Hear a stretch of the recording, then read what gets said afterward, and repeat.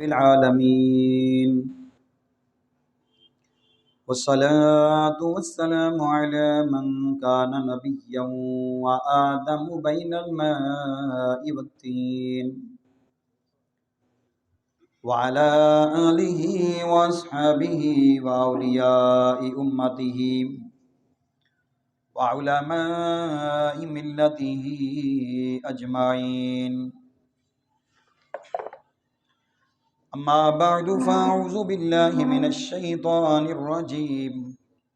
بسم الله الرحمن الرحيم. وأما بنعمة ربك فحدث. صدق الله مولانا العلي العظيم وبلغنا رسوله النبي الأمين الكريم. وقال الله تبارك وتعالى في شان حبيبه مخبرا وآمرا: إن الله وملائكته يصلون على النبي يا أيها الذين آمنوا صلوا عليه وسلموا تسلیما. محبت کے ساتھ بارگاہ رسالت مآب میں درود و سلام کا نذرانہ پیش کریں. الصلاة والسلام علیک یا سیدی یا رسول اللہ. الصلاة والسلام علیک یا سیدی یا حبیب اللہ. الصلاة والسلام علیک یا خاتم النبیین. الصلاة والسلام علیک یا رحمة للعالمین. یا صاحب الجمال و یا سید البشر من وجهك المنير لقد نور القمر. لا يمكن الثناء كما كان حقه بعد از خدا بزرگ توئی قصہ مختصر. اللہ تبارک و تعالی جل مجدہ کی حمد و ثنا اس کے پیارے محبوب جان کائنات رحمت للعالمین صلی اللہ تعالی علیہ وآلہ وسلم کی بارگاہ عالی شان میں ہدیہ درود پیش کرنے کے بعد حضرت علامہ مولانا قاری محمد شکیل عطاری قادری صاحب امام و خطیب مسجد اعظم محفل میں موجود سامعین ذی وقار، اللہ رب العالمین کا بے حد فضل کرم اور احسان ہے. اس نے آج کی اس مبارک شب جو ربیع الاول شریف کے مہینے کی چھٹی شب ہے، اپنے گھر میں اپنے پیارے محبوب صلی اللہ علیہ وآلہ وسلم کا ذکر خیر کرنے اور سننے کی توفیق عطا فرمائی. جسے چاہا در پہ بلا لیا، جسے چاہا اپنا بنا لیا. جسے چاہا در پہ بلا لیا اور جسے چاہا اپنا بنا لیا. یہ بڑے کرم کے ہیں فیصلے، یہ بڑے نصیب کی بات ہے. ربیع الاول شریف کا پیارا مقدس بابرکت عظمت والا رحمتوں والا برکتوں والا مہینہ ہمارے درمیان جلوہ گر ہوا ہے. اور جیسے ہی یہ مہینہ شروع ہوتا ہے، ربیع الاول شریف کا چاند نظر آتا ہے، دنیا بھر میں رہنے والے عاشقان رسول مسلمانوں کے دل خوشی سے جھوم اٹھتے ہیں اور وہ پیارے آقا علیہ الصلوۃ والسلام کی دنیا میں جلوہ گری اور آپ کی یاد میں مگن ہو جاتے ہیں. آپ کا ذکر خیر کرنے اور سننے کے لیے بے تاب ہو جاتے ہیں. گویا ہر مسلمان زبان حال سے پکار اٹھتا ہے کہ نثار تیری چہل پہل پر ہزاروں عیدیں ربیع الاول.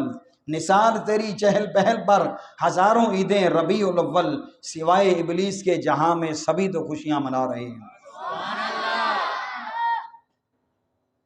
اور ربیع الاول شریف خوشیوں کا پیغام لاتا ہے، امن کا پیغام لاتا ہے، رحمت کا پیغام لاتا ہے. اور یاد کر ذرا تصور میں 1400 سال پیچھے چلے جائیں، حضرت بی بی آمنہ کے گھر جس رات حضور نبی کریم صلی اللہ علیہ وسلم کی ولادت باسعادت ہوئی تھی، وہ رات کیسی رحمتوں والی تھی، وہ کیسی برکتوں والی رات تھی. صرف زمین پر نہیں آسمانوں پر بھی خوشیاں منائی جا رہی تھیں، جنتوں کے اندر بھی خوشیاں منائی جا رہی تھیں، اور حضرت بی بی آمنہ کے گھر بھی خوشیوں کا سامان تھا، پورے مکے میں خوشیوں کا سامان تھا، عرش سے فرش تک نور ہی نور تھا، اور ہر ملک ہے شادماں خوش آج ہر ایک حور ہے۔ ملک کہتے ہیں فرشتے کو، ہر ملک ہے شادماں خوش آج ہر ایک حور ہے، ہاں مگر شیطان بمائے رفقہ بڑا رنجور ہے۔ سوائے شیطان کے پوری دنیا میں حضور کی جلوہ گری کی، آپ کی آمد کی اور تشریف آوری کی خوشیاں منائی جا رہی تھیں۔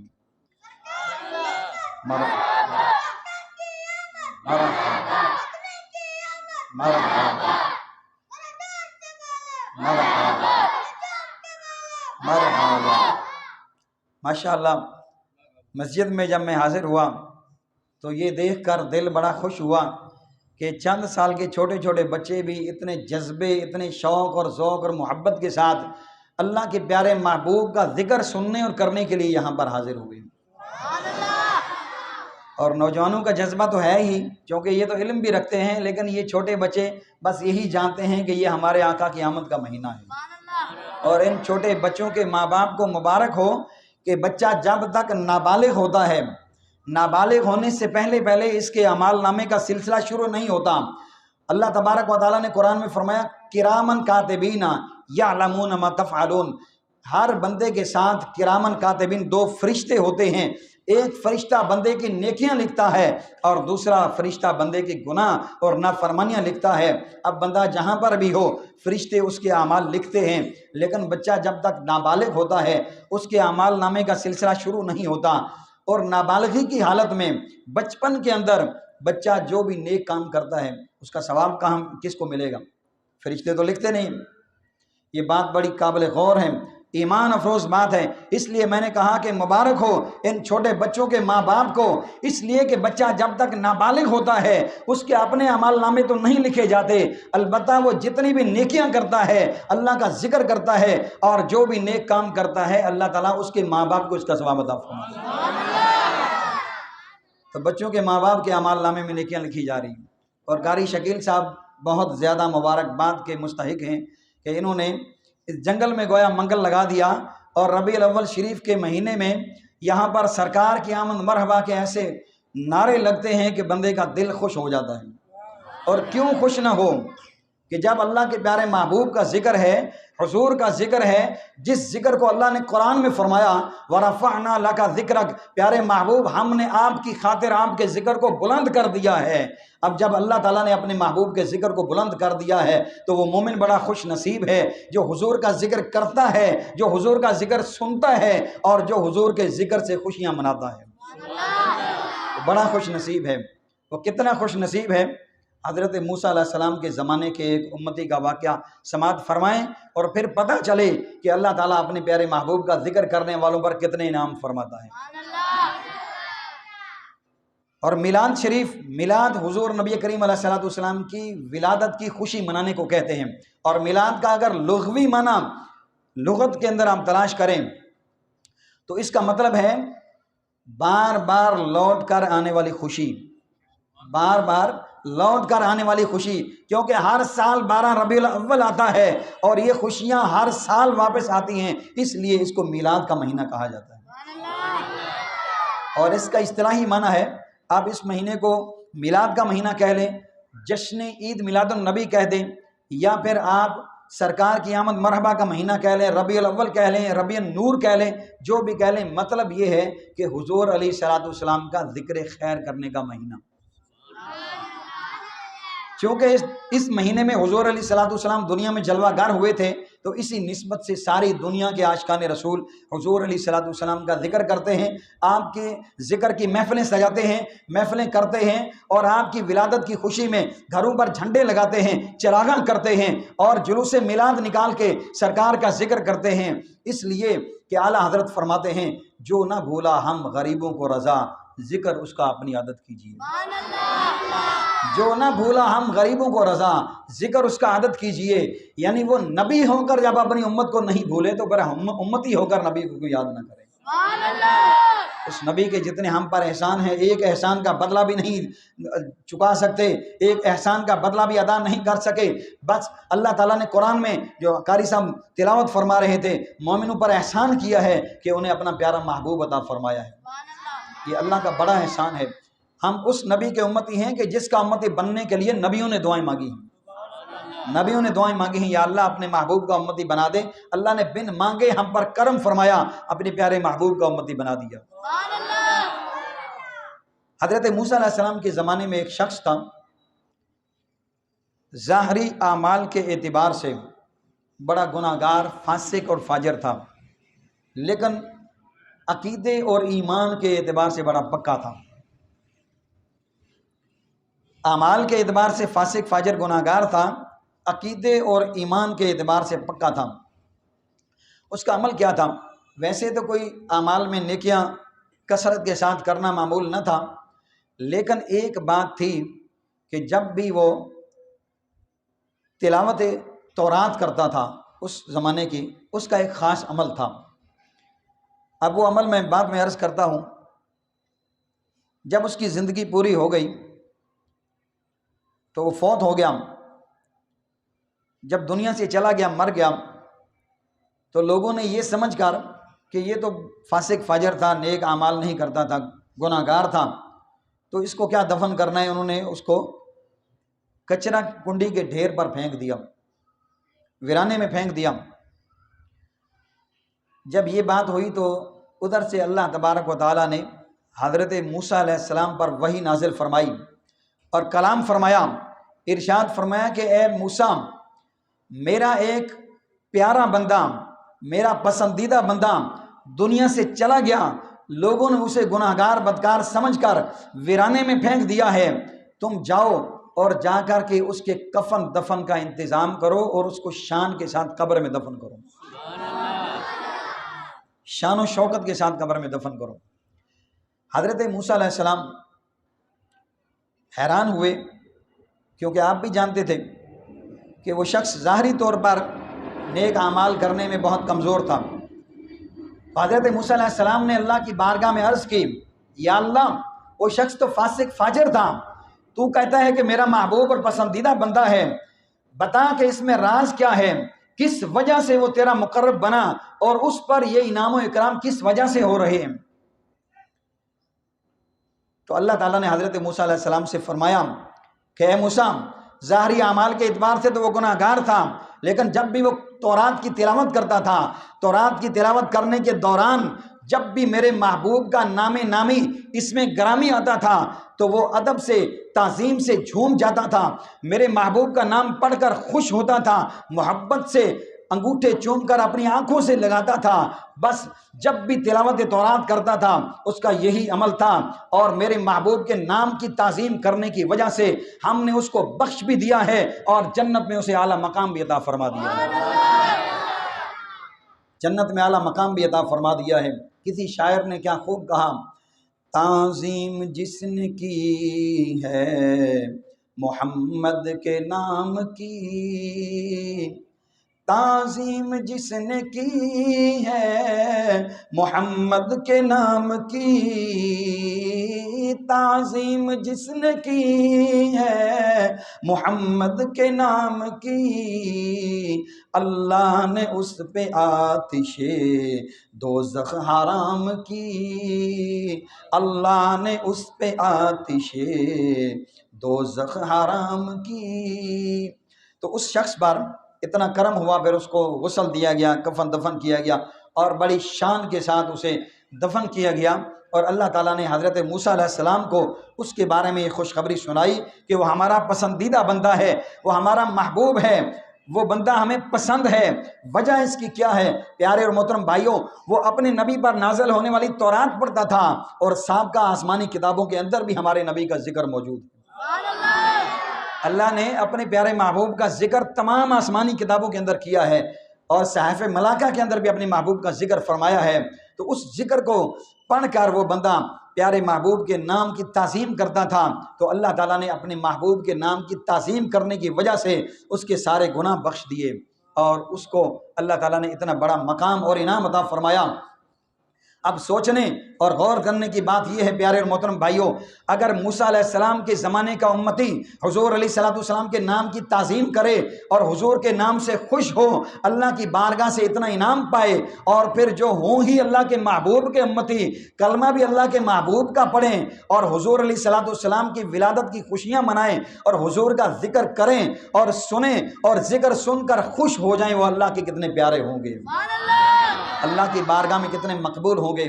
اور پھر یہاں سے ایک بہت زبردست اور پیارا مسئلہ بھی آج سمجھ کر جائیں اور ساتھ لے کر جائیں۔ پھر کوئی شیطان ساری زندگی آپ کو اگر دھوکہ دینا چاہے، اگر آپ سے حضور علیہ الصلوۃ والسلام کی محبت کے بارے میں سوال کرے تو منہ توڑ جواب آپ دے سکیں۔ حضرت موسیٰ علیہ السلام کے امتی نے آپ نے واقعہ سنا کہ وہ حضور علیہ الصلوۃ والسلام کا نام تورات میں آتا تھا، محبت سے خوش ہوتا تھا، انگوٹھے چومتا تھا، نام پر آنکھوں سے لگاتا تھا۔ آج بہت سارے لوگ حضور علیہ الصلوۃ والسلام کے نام پر انگوٹھے چومنے سے منع کرتے ہیں اور کہتے ہیں بدعت ہے۔ ذرا بتائیں، اور یاد رہے کہ یہ واقعہ میں جو آپ کو بیان کر رہا ہوں یہ احادیث مبارکہ کے اندر موجود ہے، حدیث میں موجود ہے، اور حدیث میں اس لیے موجود ہے کہ اس امت کو بتانا تھا کہ اگر سابقہ نبیوں کے امتی بھی اللہ کے محبوب کے نام کی تعظیم کریں تو اللہ انہیں انعام عطا فرماتا ہے، جب یہ کریں گے تو کتنا بڑا انعام ملے گا۔ اب توجہ سے سماعت فرمائیں، اگر وہ اس چکر میں پڑ جاتا کہ جی یہ اللہ کے محبوب کا نام تو ہے، اب اس نام پر انگوٹھے چومنے چاہیے نہیں چومنے چاہیے، جائز ہے ناجائز ہے، اور حضرت موسیٰ علیہ السلام سے جا کے پوچھتا، اس نے نہ اس کے دل میں نہ شک پیدا ہوا نہ وہم پیدا ہوا، نہ اس نے حضرت موسیٰ علیہ السلام سے پوچھا نہ پوچھنے کے لیے گیا، بس وہ ایک بات جانتا تھا کہ یہ اللہ کے محبوب کا نام ہے، جب یہ اللہ کا محبوب ہے تو پھر ہمارا بھی محبوب ہے، لہٰذا اس نام کی عظمت اس کے دل میں پیدا ہو گئی اور نام کو محبت سے چومتا تھا، آنکھوں سے لگاتا تھا، اللہ کو اس کا عمل پسند آ گیا، اللہ تعالیٰ نے اس کو بخش دیا۔ تو اگر موسیٰ علیہ السلام کا امتی ہمارے نبی کے نام پر انگوٹھے چوم کر آنکھوں سے لگائے، اللہ تعالیٰ اس کی بخشش فرما دے اور کوڑا کرکٹ کے ڈھیر سے اٹھا کر اس کو دفن کفن کرنے کا انتظام کے بارے میں خاص وحی نازل فرما دے، تو یاد رہے کہ جب اس نبی کے امتی اپنے نبی کے نام پر محبت سے خوش ہو کر انگوٹھے چوم کر آنکھوں سے لگاتے ہیں اور درود پاک پڑھتے ہیں، اللہ تعالیٰ کتنا خوش ہوتا ہوگا۔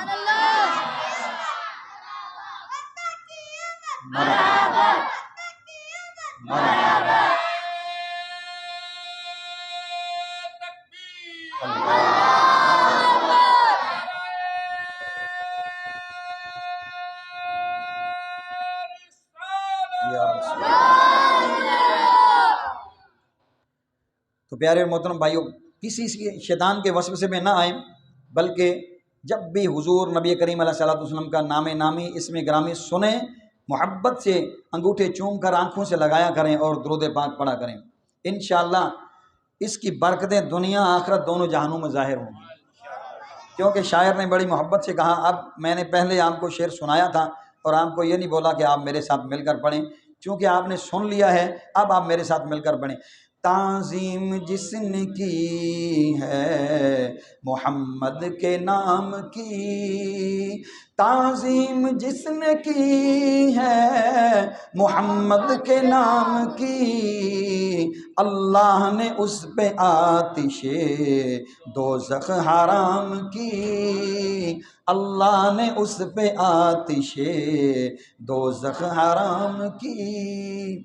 حضور نبی کریم علیہ الصلوۃ والسلام کی میلاد میں ہم حضور علیہ الصلوۃ والسلام کے میلاد کی محفلیں سجاتے ہیں۔ یاد رہے کہ نبی کریم علیہ الصلوۃ والسلام کی تشریف آوری پر خوشیاں منانا یہ قرآن کا حکم ہے۔ اللہ تعالیٰ نے سورہ یونس آیت نمبر 63 میں ارشاد فرمایا، قل بفضل اللہ وبرحمتہ وبذالک فلیفرحوا، پیارے محبوب تم فرماؤ کہ اللہ تعالیٰ کے فضل اور اس کی رحمت پر چاہیے کہ خوب خوشیاں منایا کریں۔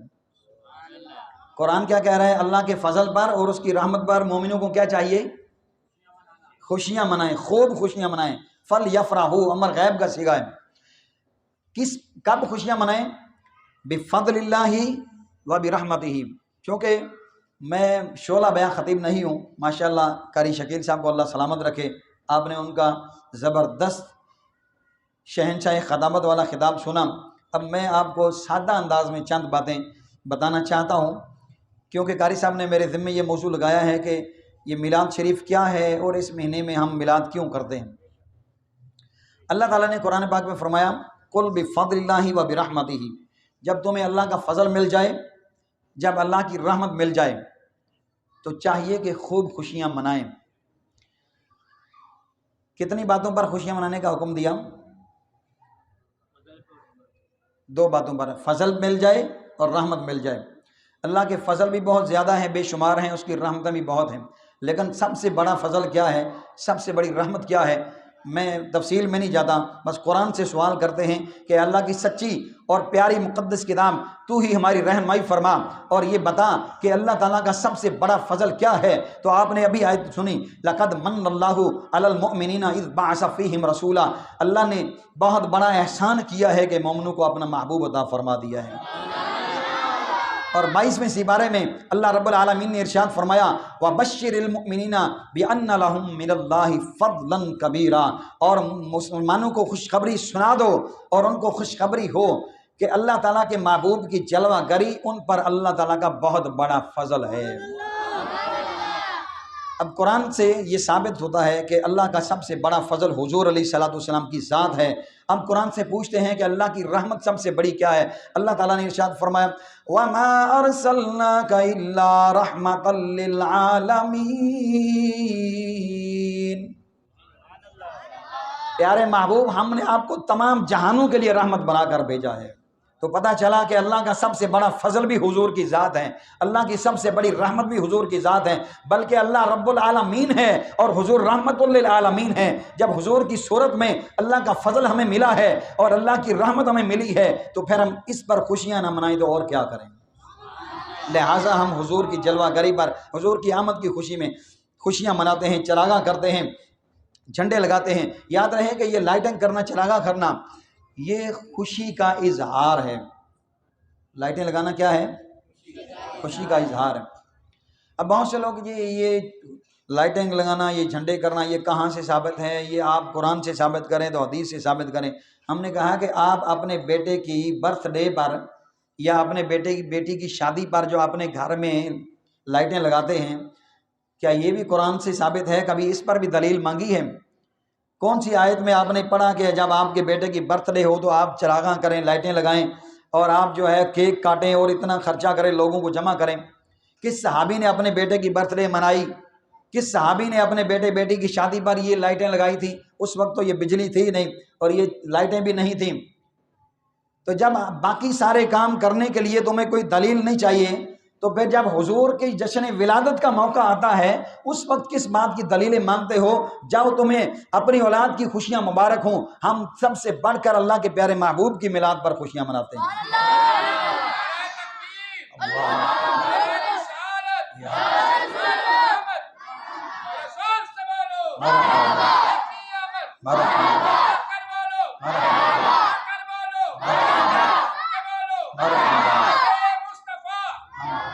مرحبا۔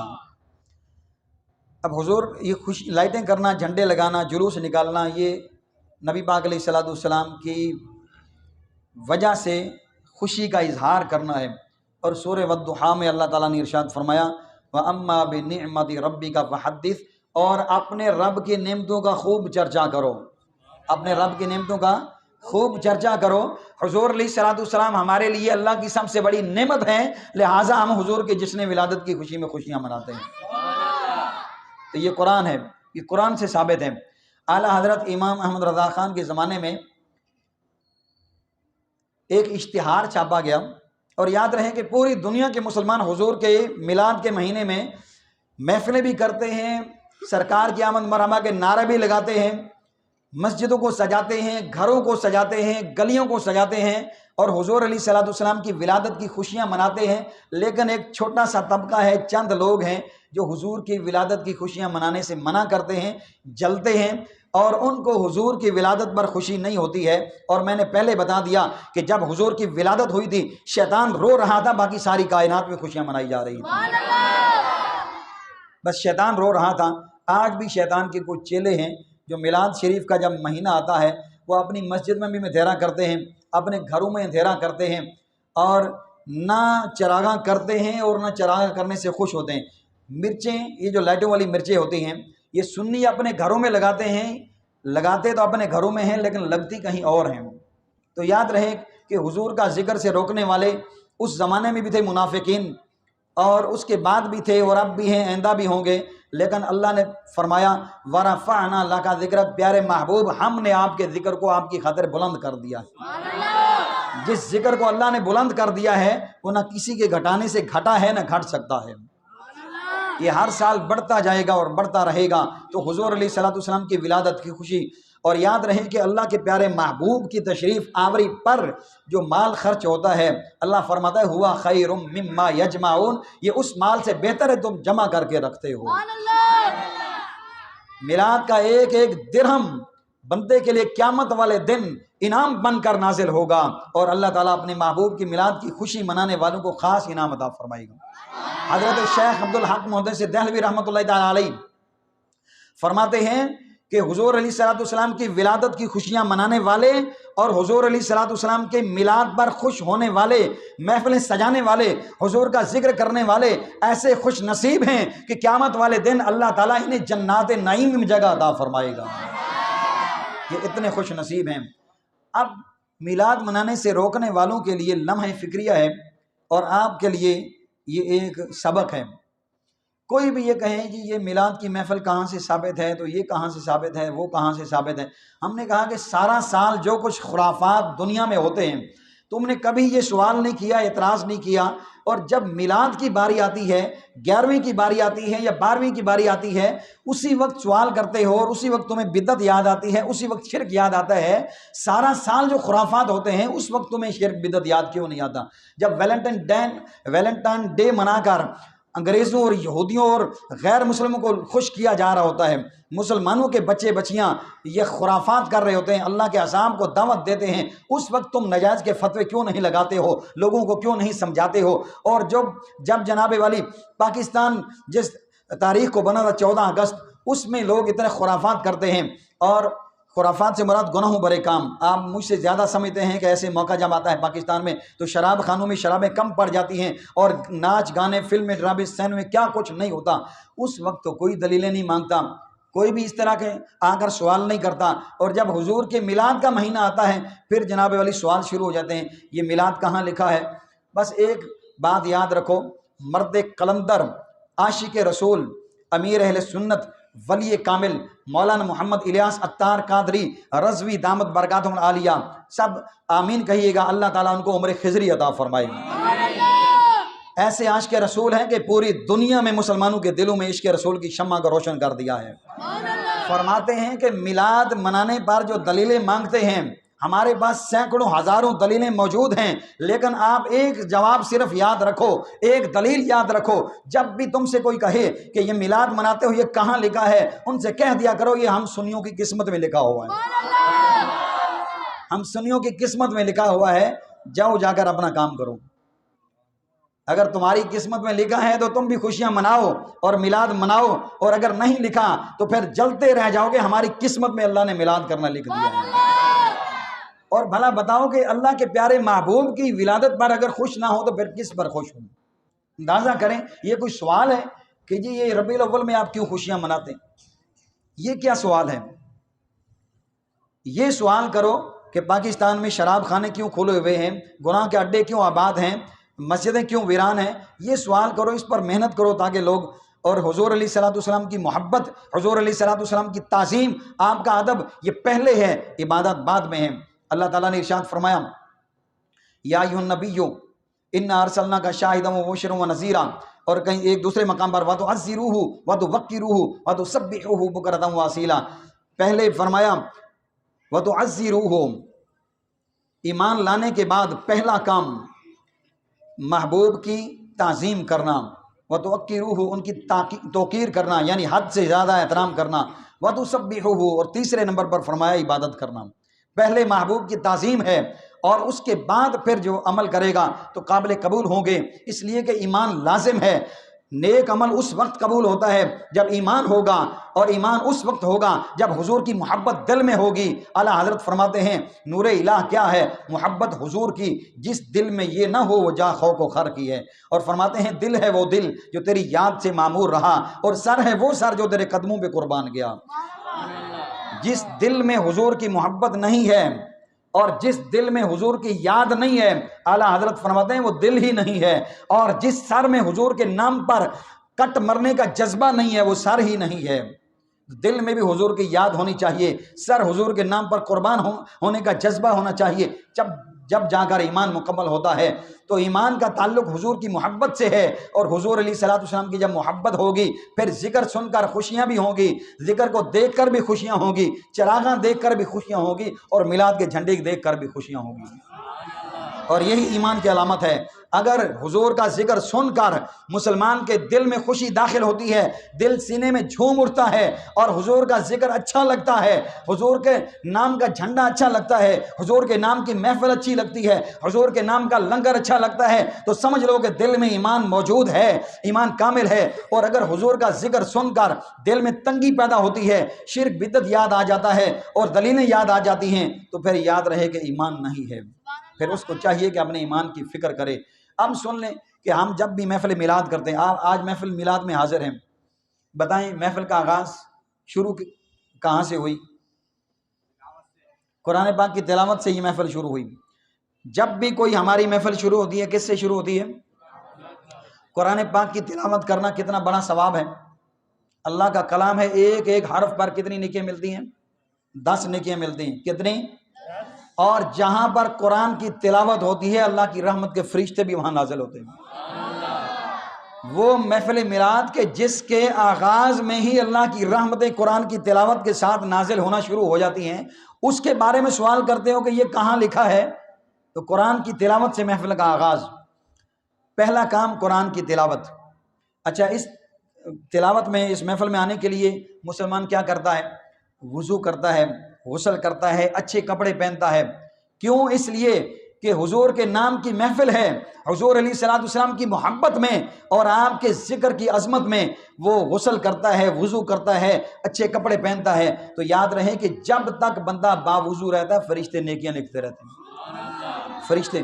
اور جب تک مسجد میں موجود رہتا ہے ایک ایک سانس کے بدلے اللہ تعالیٰ اسے ایک نیکی عطا فرماتا ہے، ایک سانس کے بدلے اللہ اس کا ایک گناہ مٹاتا ہے اور اس کا ایک درجہ بلند کر دیا جاتا ہے۔ اور حدیث پاک ہے دنیا میں سب سے بہترین جگہ اللہ تعالیٰ کی مسجدیں ہیں۔ سب سے بہترین جگہ کیا ہے؟ تو آج میلاد کی محفل میں آنے والوں تمہیں مبارک ہو کہ آپ اللہ تعالیٰ کی سب سے پسند جگہ مسجد میں حاضر ہو کر بیٹھے ہوئے، باوضو محفل میں آتے ہیں۔ حضور کے محبت میں ادب میں جو وضو کیا اس ایک ایک قطرے پر ثواب، جو کپڑے پہنے اس پر ثواب، جتنے قدم چل کر آئے ثواب۔ قرآن کی تلاوت سے محفل کا آغاز ہوا، ایک ایک حرف پہ اتنی نیکیاں، اور تلاوت کے بعد یا تو اللہ تعالیٰ کی حمد کی جاتی ہے، حمد پڑھی جاتی ہے، حمد باری تعالیٰ کے اشعار پڑھے جاتے ہیں، تو اللہ تعالیٰ کی حمد کرنا کتنی بڑی عبادت ہے۔ اور اس کے بعد حضور علیہ الصلوۃ والسلام کی نعتیں پڑھی جاتی ہیں۔ نعت پڑھنا کہاں سے ثابت؟ حضرت حسان بن ثابت مسجد نبوی شریف کے اندر کھڑے ہو کر حضور کے سامنے نعتیں پڑھا کرتے ہیں۔ یہ صحابہ کا طریقہ ہے، نعت پڑھنا صحابہ کی سنت ہے، اور نعت پڑھنا میرے نبی کی بھی سنت ہے، صحابہ کی بھی سنت ہے۔ یہ میلاد کی محفل میں یہ کام کیے جاتے ہیں۔ اب نعتیں پڑھنے کے بعد کیا ہوتا ہے؟ بیان ہوتا ہے۔ بیان میں کیا ہوتا ہے؟ نبی پاک کی صورت بھی بیان کی جاتی ہے، نبی پاک کی سیرت بھی بیان کی جاتی ہے۔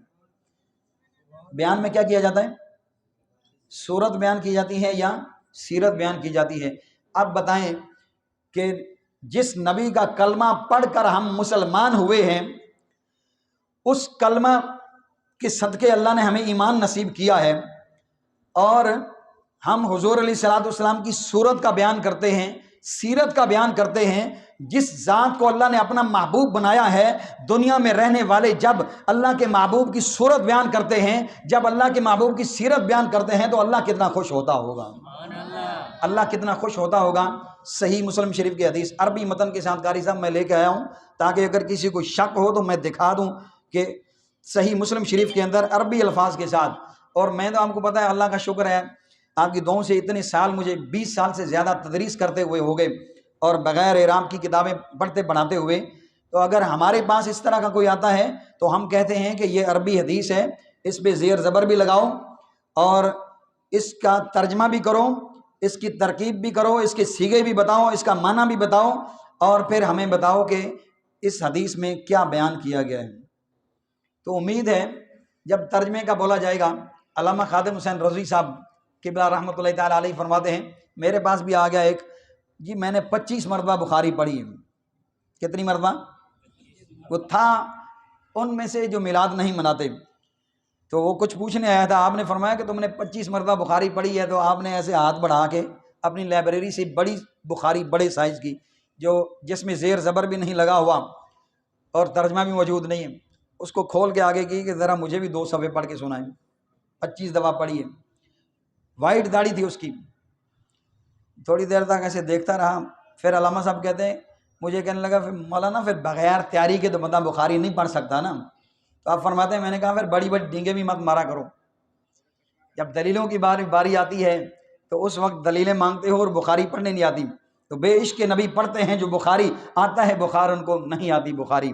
تو میں صحیح مسلم شریف کے حدیث پاک پیش کر رہا ہوں۔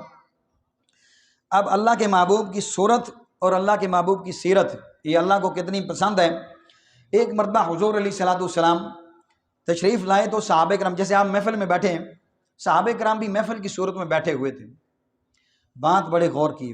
آپ بھی محفل میں بیٹھے حضور کا ذکر سن رہے ہیں، کر رہے ہیں، اور صحابہ بھی محفل میں بیٹھے ہوئے تھے۔ تو نبی پاک علیہ الصلوۃ والسلام نے ارشاد فرمایا، ما اجلسکم، تمہیں کس چیز نے یہاں بٹھایا ہے، یا یہاں اس محفل میں کیوں بیٹھے ہو، کیا کر رہے ہو؟ قالوا جلسنا نذکر اللہ ونحمدہ، عرض کی یا رسول اللہ صلی اللہ علیہ وسلم، ہم یہاں پر بیٹھے ہیں، اللہ تعالیٰ کا ذکر کر رہے ہیں، اللہ تعالیٰ کی حمد کر رہے ہیں، اس کا شکر کر رہے ہیں، اللہ کا ذکر کر رہے ہیں اور اللہ کا شکر کر رہے ہیں۔ کس بات پر؟ علی ما ہدانا للاسلام، اس بات پر کہ اللہ تعالیٰ نے ہمیں اسلام کی دین کی توفیق عطا فرمائی ہے، دین اسلام عطا فرمایا ہے، اس بات پر ومن بہ علینا، اور آپ کو بھیج کر اللہ نے ہمارے اوپر جو احسان فرمایا ہے، اس پر ہم اللہ کا ذکر کر رہے ہیں، اس کا شکر کر رہے ہیں۔ محبوب کے اللہ کے احسان کو جو محبوب کی صورت میں ہے اور دین اسلام جو حضور کے صدقے میں ملا، اسے یاد کر کے اللہ کا ذکر کر رہے تھے اور اللہ کا شکر کر رہے تھے۔ تو حضور نبی کریم علیہ الصلوۃ والسلام کو جب انہوں نے یہ کہا، قال اللہ ما اجلسکم الا ذاک، ارشاد فرمایا کہ تم قسم کھا سکتے ہو کہ یہی کر رہے تھے۔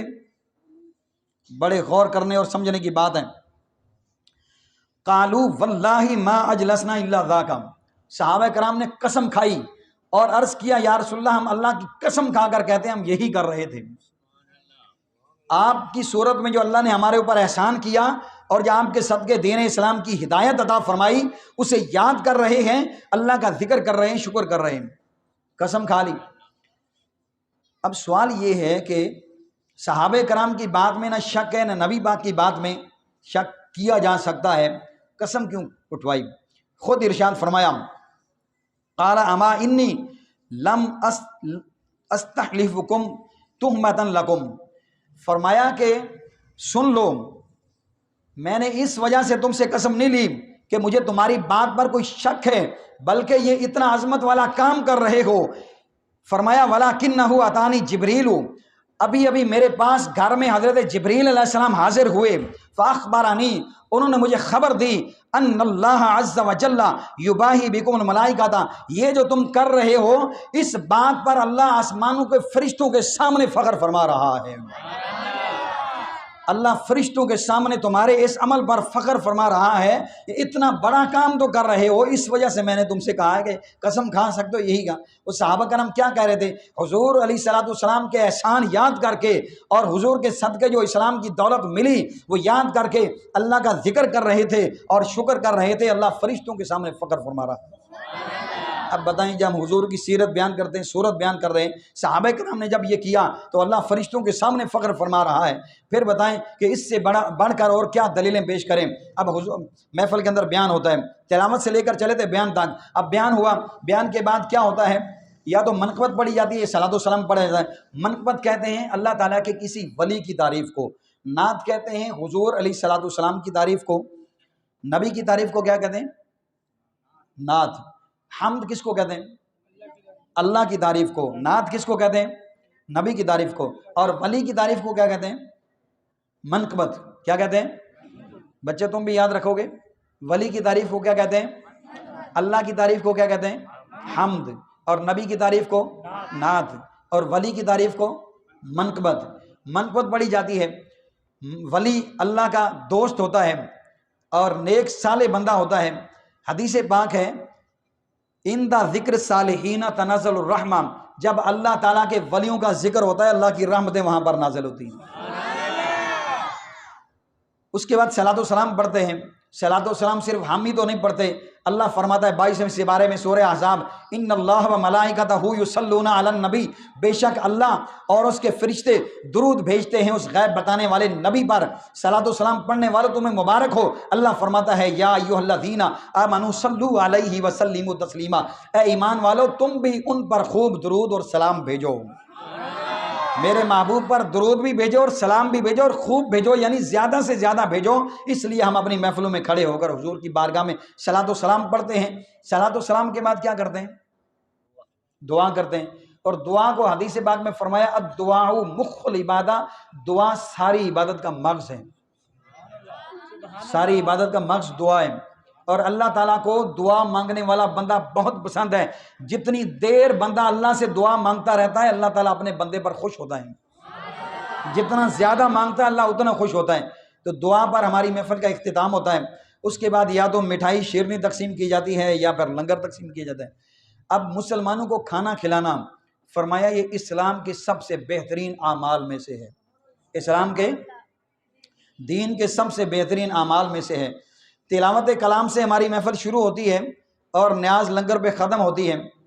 تو بتائیے اس میں سے ایک بھی کام ایسا ہے جو منع ہو یا جس کے کرنے پر ثواب نہ ملتا ہو؟ تو اب اگر کوئی آپ سے پوچھے یہ محفل میلاد کرنا کہاں سے ثابت ہے تو جواب دے سکتے ہو یا نہیں؟ بس ایک ہی جواب کافی ہے کہ یہ محفلیں کرنا ہم سنیوں کی قسمت میں لکھا ہوا ہے۔ اور کسی عاشق نے، خالد محمود نقشبندی بہت بڑا نعت خواں تھا، نعت لکھتا بھی تھا نعت پڑھتا بھی تھا، حضور کی رحمت پر دامن رحمت پہ وجد کر کے خوش ہو کر اور دامن سے مچل کر کہا کہ صلہ نعت نبی پائے گا جب خالد۔ بس آخری بات ہے، میری طرف توجہ کرو۔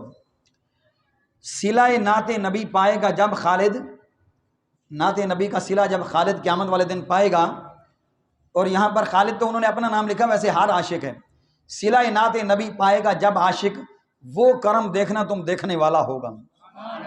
اور اسی نے ایک اور مقام پر کہا کہ عشق رسول کی ایک شمع جلا لو دل میں، عشق رسول کی ایک شمع جلا لو دل میں، کیونکہ یہ دنیا کی لائٹیں تو دنیا تک رہ جائیں گی، لیکن دل میں حضور کے عشق اور حضور کی محبت کی جو شمع اور جو چراغ جلے گا وہ دنیا سے بندہ چلا جائے گا، یہ ساتھ ہی جائے گا۔ عشق رسول کی ایک شمع جلا لو دل میں، فائدہ کیا ہوگا؟ اگلا مصرع محبت سے سنیے گا۔ عشق رسول کی ایک شمع جلا لو دل میں، بعد مرنے کے بھی لحد میں اجالا ہوگا، بعد مرنے کے بھی لحد میں اجالا ہوگا۔ اعلیٰ حضرت کے اس شعر پر اختتام کرتا ہوں۔ اعلیٰ حضرت فرماتے ہیں لحد میں عشق رخ شاہ کا داغ لے کے چلے، ساری زندگی حضور کی تعریف کی، حضور کی نعتیں لکھیں، حضور کی عزت و ناموس پر پہرا دیا، حضور کی محبت میں زندگی گزاری۔ لحد کہتے ہیں قبر کو۔ فرماتے ہیں کہ اور تو اعمال ہمارے پاس نہیں، حالانکہ ساری زندگی فتوے دیے اور ساری زندگی قرآن و حدیث پڑھایا، لیکن اگر ناز تھا اور اگر کسی عمل پر ناز تھا تو وہ یہی تھا کہ حضور سے محبت اور حضور کا عشق ہمارے دل میں ہے۔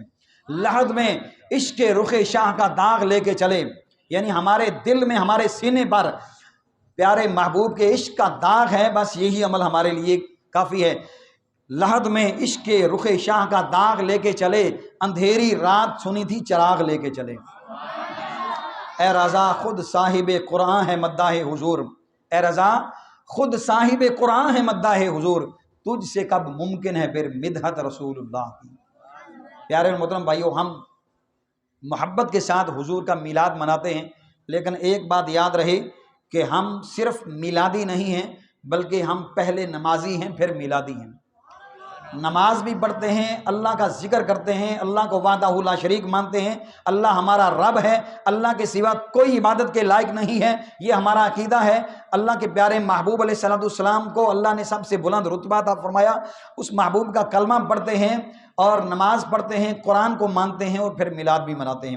اللہ تعالی ہمیں نیک اعمال کرنے کی توفیق عطا فرمائے، آمین بجاہ النبی الامین صلی اللہ علیہ وسلم۔